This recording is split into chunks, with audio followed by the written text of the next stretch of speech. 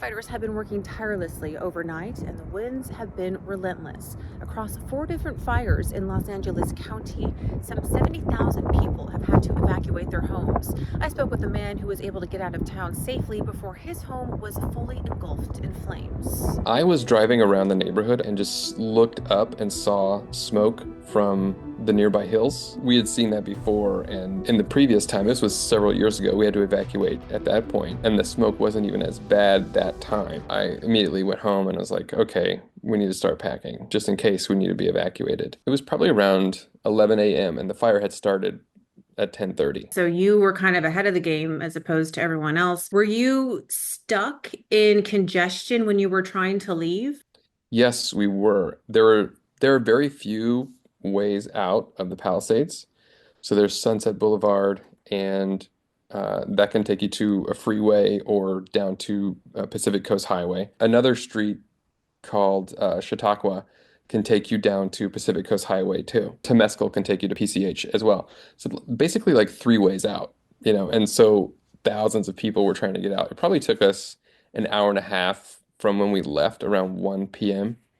to fully get out of the Palisades and then on the road. And we went down to my in-laws in Orange County. Were you feeling kind of panicky when you were in the process of being in that congestion?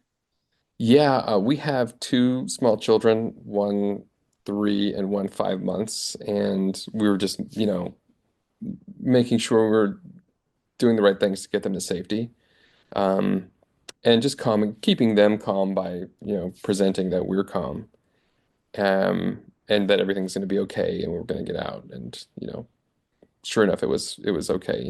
Everything was safe, thankfully. And you said that you received video that your house was indeed burned down. Yes. Um, Several of the neighborhood, I mean, this is like the most amazing neighborhood I've ever been a part of.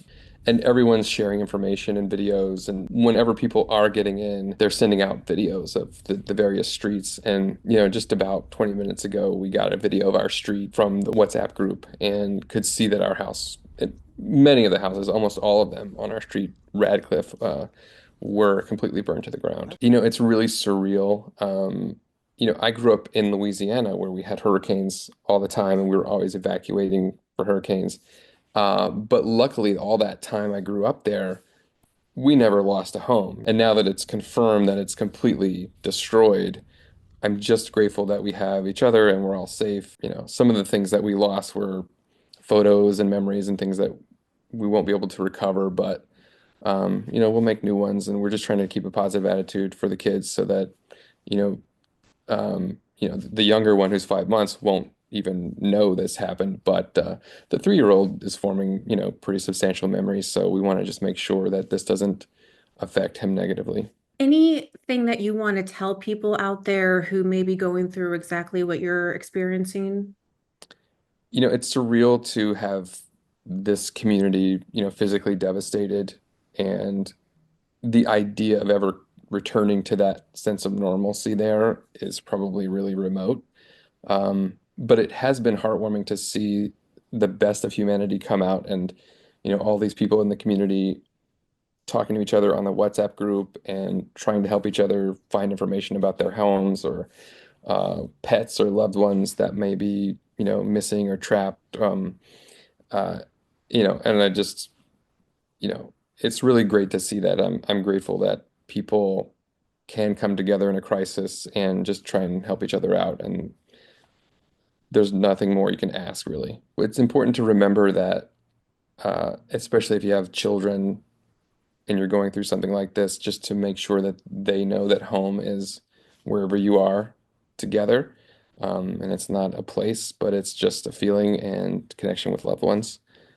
That was something that I needed to remind myself about, and I keep telling my son as well. So, you know, we're resilient as humans, and we'll get through this too. The National Weather Service reports that wind gusts can get up to 80 miles per hour. Forecasters are hopeful to see a reprieve by the weekend. In Los Angeles, I'm Natasha Sweet for the Washington Examiner.